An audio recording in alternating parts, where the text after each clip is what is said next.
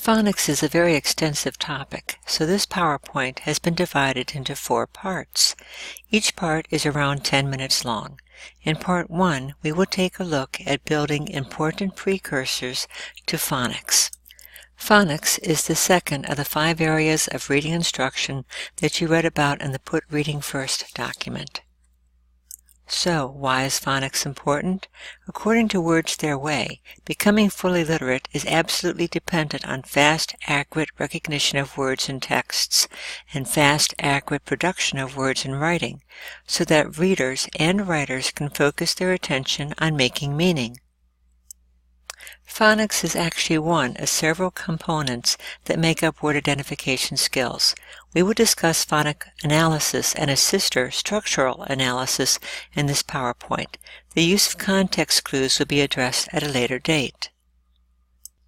The most effective word study handles instruction in such a way that skills are not isolated, but instead linked to materials that students are reading and that provide opportunities for students to interact and practice with words and word components. This instruction must also be well thought out, purposeful, and delivered as a well-planned sequence of skills. Remember that English is a deep writing system that is comprised of basically 3 layers of information. The alphabetic layer is the sound-symbol relationship. In the case of some letters and sounds, this can be very straightforward. The letter M, for example, usually only makes one sound, but not so with all the letters. Some letters make multiple sounds, or no sound at all, depending on the letter sequence that they are in. For example, the letter C usually makes the k sound, unless it is followed by the letter E, I, or Y, as in cell, city, and cycle, in which case it makes the S sound. Then, if it is followed by an H, or is part of a TCH sequence, as in church or patch, it makes the Ch sound. This leads us to the 2-letter patterns, which help to delineate given sounds for various letter sequences. For example, any vowel between 2 consonants will usually be a short vowel, as in bat, bet, bit, cot, and butt. This is called the CVC pattern, or consonant-vowel-consonant pattern. In the case of the consonant-vowel-vowel-consonant pattern, or CVVC pattern, 2 vowels are side by side, and the first vowel usually says its name, and it is considered a long vowel, and the second vowel is silent. Another long vowel pattern is the consonant-vowel-consonant final E sequence. So the pattern in which a letter appears can determine the sound associated with it. For example, in man, A has a short sound because it is a CVC, or consonant-vowel-consonant pattern.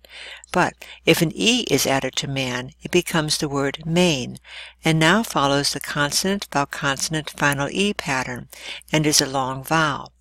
If an I is added behind the A in man to become main, the word now falls under the consonant-vowel-vowel-consonant pattern, and is given a long vowel sound. In addition to these 2 layers, there is a third one that deals with the smallest units of sound that carry meaning, or morphemes. We have talked about this previously, but as a refresher, let's look at the letter sequence EST. When this sentence, EST, is in vest, it is just part of the base word. However, if that same sequence of letters is added to the word as a suffix, it now holds meaning, as in the word fastest, making the adjective fast a superlative. This is a lot for children to process and learn, but somehow we all manage to learn each of these components to become proficient readers. As always, good teaching starts at the beginning. We have already discussed the first 2 previously, but the following slides will review them and several other areas of instruction listed on this slide.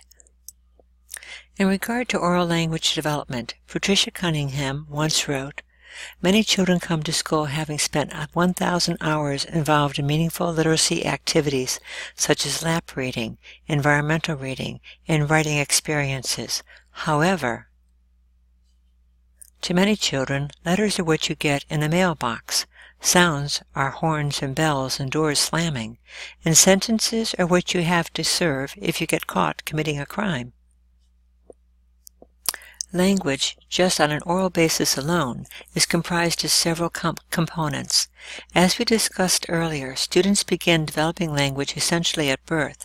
As we've learned, the skills that they come to school with are largely determined by the quality and quantity of verbal exchanges in the home and/or daycare setting.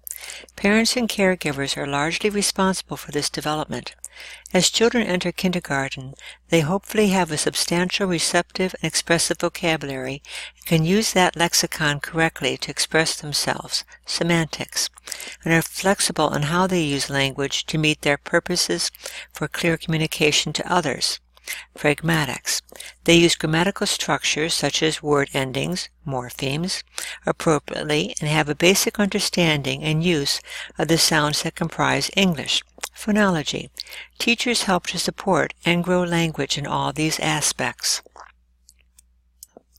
Teachers help to develop oral language through a variety of activities, such as those on this slide. In a language experience activity, students have a shared common experience, such as a firefighter coming to visit or a nature walk, and they dictate sentences that are transcribed on chart paper if done as a group, or on a child's paper or journal if done on a one-to-one basis. The teacher and the children reread their story several times together and use this story for a variety of follow-up activities. Shared interactive writing begins the same way as an LEA story, with students dictating sentences, but they are also encouraged to actually write letters or words they know and add punctuation as the story is being transcribed. Morning messages are another tool that teachers use. These are short letters to the class consisting of a handful of sentences in letter format. The teacher might include information about what they will be doing that day, about an assembly, special area, someone's birthday, or any other of a variety of events. The LEA, the shared interactive writing, and the morning message are also powerful vehicles for developing concepts about print. Children need many experiences interacting with books to develop these concepts. Many children come to kindergarten with a good handle on some of these concepts, but there is still a good deal of fine-tuning that teachers need to do with children to build children's understanding of these concepts about print. That's why many of these activities are staples in a classroom. It is easy to list all the benefits of reading aloud, from helping to develop a sense of story for narrative text, to exposing children to informative text, vocabulary and language development, etc. But actually, reading aloud also helps children to develop the general concept that those squiggles and lines on a page somehow translate into spoken words. If a child can see the print, and the reader underscores or slides or points to each word as it is being read, some children may begin to actually identify certain words in print from multiple exposures. They also begin to make a connection between the print and illustrations, that one supports the other in essence. Shared reading traditionally involves the use of a big book. This is like an oversized trade book with illustrations and text large enough that children can see these features easily from a few feet away. It's meant to be very much like a lap experience that a parent might have reading with their child. However, since it would be impossible to fit 20 to 25 children on your lap, they usually sit around the teacher while she reads and displays the book for all to see. This is a prime time for developing concepts of print. The teacher can underscore or move her finger or pointer underneath the text as she reads. This helps children to make that one-to-one voice-to-print match. It also allows children to see simple concepts about print, such as, where do I start reading on a page? What direction do I move? What happens when I come to the end of a sentence? Why is punctuation needed there? How do I know where a sentence begins? Why are spaces between words important? What happens when I get to the bottom of a page? What if there is an illustration separating text at the top and text at the bottom of the page? Where do I start to read? Guided reading can be done with the big book as children reread the text with the teacher or with smaller versions of the book. Children use multiple copies in small groups to read and reread the selection with their teacher.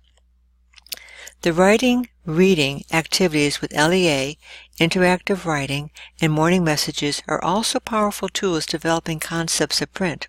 As a teacher is writing, she can query about how do I start a sentence, end a sentence, how do I separate words, etc.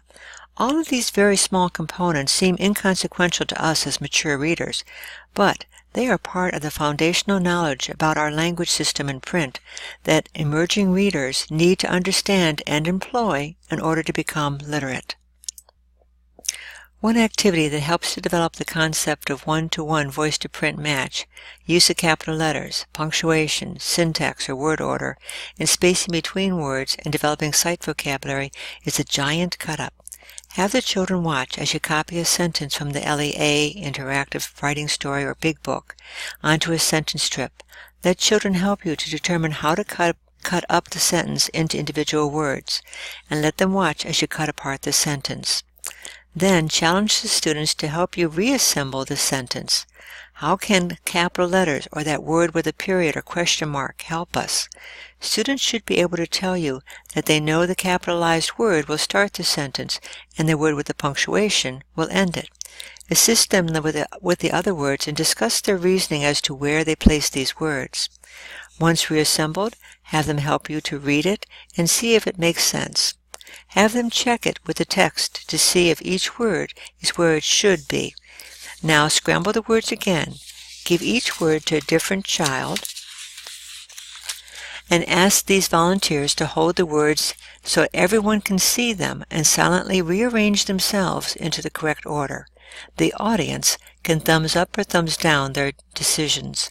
When completed, again reread as a group to see if it sounds right and check it against the text. This is a great way to encourage children to refer or go back into the text for confirmation, something that they will be asked to do time and time again in the future.